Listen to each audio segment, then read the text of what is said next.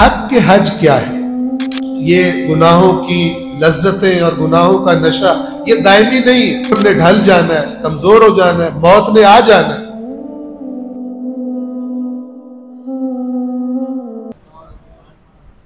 اگلی حدیث حج کی حقیقت کے بارے میں کہ حج کا حق کیا ہے۔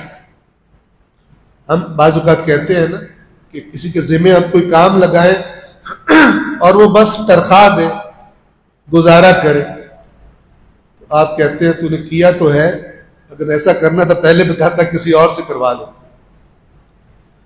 اور ایک دفعہ ہم کسی کے ذمہ کوئی کام لگاتے ہیں اور وہ اپنی پوری محنت لگا دیتا ہے اور اس کا کام دیکھ کے ہم کہتے ہیں اس نے حق ادا کر دیا۔ حق کے حج کیا ہے؟ توجہ کیجیے۔ امام زین العابدین علیہ السلام ان کا ایک معروف کتابچہ ہے رسالۃ الحقوق، جس میں امام نے انسان پر کس کس کا حق ہے اور کیا ہے بیان فرمایا۔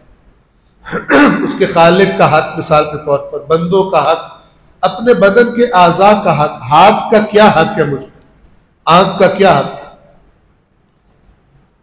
تو اس میں ایک امام نے حج کا حق بیان فرمایا، یعنی یہ جو حج کا سفر ہے اس کا تمہاری گردن پہ حق ہے کہ تم نے اسے کیسے کرنا ہے۔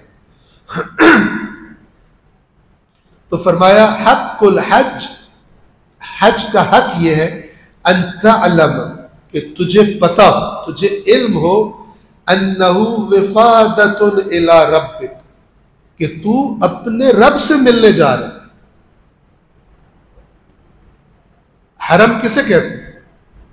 یہ بادشاہوں نے اپنے لیے جو خاص علاقہ جہاں پہ عام بندہ نہیں جا سکتا، مثال کے طور پر جب تک وہ اجازت نہ لے لے، اس کو حرم کہتے ہیں۔ توجہ فرما رہے ہیں؟ تو اللہ تبارک و تعالی کے حرم میں داخل ہونا یعنی اس کی برگزیدہ سرزمین پر اس کے حکم سے، اس کی دعوت پر لبیک کہتے ہوئے جانا۔ امام فرما رہے ہیں کہ تجھے پتہ ہو کہ تو اپنے رب کی طرف جا رہا،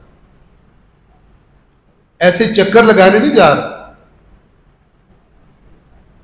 ایسے ہی دھوپ میں چلنے کے لیے نہیں جا رہا، یعنی یہ احساس کہ تجھے اپنے رب سے گویا ملاقات کرنی، اس کی طرف تو جا رہا۔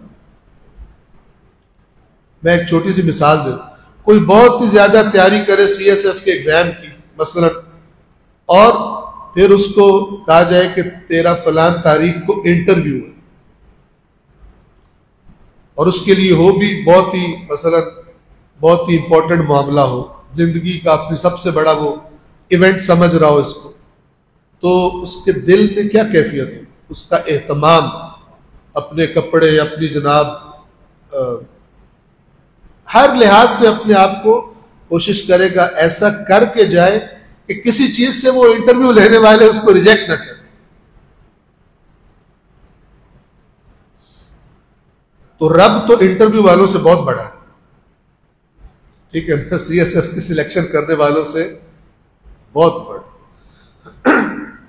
حق کے حج یہ ہے کہ تجھے پتہ ہو، یعنی تیری توجہ ہو کہ انہ وفادۃ الی ربک، تو اپنے رب پر وارد ہونے جا رہا ہے، اس سے ملنے جا رہا ہے۔ دوسری وفرار الیہ من ذنوبک، اور تو اپنے گناہوں سے فرار کر رہا ہے، اپنے رب کی پناہ میں جا رہا ہے۔ تجھے پتہ ہونا چاہیے تو اپنے گناہوں سے فرار کر رہا ہے، جیسے ایک نافرمان نوکر، نافرمان غلام تنگ آ کر جب اسے پتہ چل جائے کہ جس مالک سے میں بھاگا ہوں اور اس کی نافرمانی کی ہے، کرتا رہتا ہوں، اس کے علاوہ چارہ کوئی نہیں ہے، میں نے پھنس جانا۔